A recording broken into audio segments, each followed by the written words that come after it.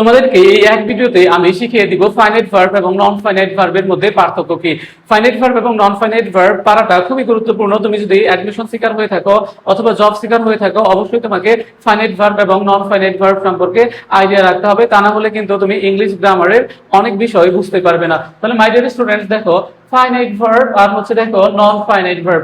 এখন দেখো finite verb তুমি যদি সহজে মনে রাখো, সেটা হচ্ছে দেখো যে সকল ভার্বের দ্বারা টেন্স নির্ণয় করা যায় সেই সকল ভার্বগুলোকে কি বলা হয়? ফাইনাইট ভার্ব বলা হয়। একদম সহজ, দেখো যে তুমি কি করতে পারবা? টেন্স নির্ণয়, দেখো তুমি কি করতে পারবা? টেন্স নির্ণয় করতে পারবে দেখো। তাহলে যে সকল ভার্বের দ্বারা তুমি কি করতে পারবে? টেন্স নির্ণয় করতে পারবে বাক্যের, সেই সকল ভার্ব কি হবে? দেখো যে ফাইনাইট ভার্ব। দেখো যেমন দেখো হি গোস টু স্কুল, এটা কোন টেন্স? Present indefinite tense. তুমি কি দ্বারা নির্ণয় করতে পারতেছো? গোস এর দ্বারা। তাহলে এটা হচ্ছে কি ভার্ব? Finite verb. আবার দেখো দে ওয়েন্ট হোম, এটা কোন টেন্স? Past indefinite tense. তুমি কোন ভার্বের দ্বারা নির্ণয় করতে পেরেছো? দেখো ওয়েন্ট এর দ্বারা। তাহলে এই বাক্যে গোস এবং এই বাক্যে ওয়েন্ট হচ্ছে কি ভার্ব? Finite verb. দেখো আশা করি সকলেই বুঝতে পেরেছো। অর্থাৎ এই বাক্যগুলোতে দেখো এই ভার্ব এবং এই ভার্বের দ্বারা টেন্স নির্ণয় করতে পেরেছো, এই কারণে হচ্ছে ফাইনাইট ভার্ব।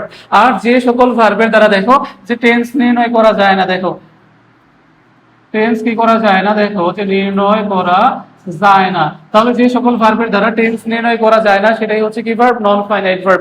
যেমন দেখো I want to eat mangoes, দেখো I want to eat mangoes. তাহলে এটা কোন টেন্স? Present indefinite tense. তাহলে তুমি কোনটা দ্বারা নির্ণয় করেছো? দেখো এই ওয়ান্ট ভার্বের দ্বারা। তাহলে এই ওয়ান্ট হচ্ছে ফাইনাইট ভার্ব। আর দেখো এই টু ইট, এটা তোমার হচ্ছে দেখো যে এটার দ্বারা তো তুমি কি করতে পারোনি? টেন্স নির্ণয় করতে পারোনি। তাহলে এটা হচ্ছে কি ভার্ব? Non finite verb. আবার দেখো হি স এ ক্রাইং বেবি, তাহলে দেখো এই স এর দ্বারা তুমি বুঝতে পেরেছো এটা পাস্ট ইনডিফিনাইট টেন্স। তাহলে এই স হচ্ছে ফাইনাইট ভার্ব। আর দেখো যে ক্রাইং এর দ্বারা তুমি কি করতে পারোনি? টেন্স নির্ণয় করতে পারোনি, এটা হচ্ছে কি ভার্ব? Non finite verb. সাধারণত দেখো টু প্লাস V1 ভার্বের সাথে আইএনজি এবং দেখো যে B3 এগুলো কি হিসেবে কাজ করে? নন ফাইনাইট ভার্ব হিসেবে কাজ করে। আশা করি তোমরা সকলেই বুঝতে পেরেছো।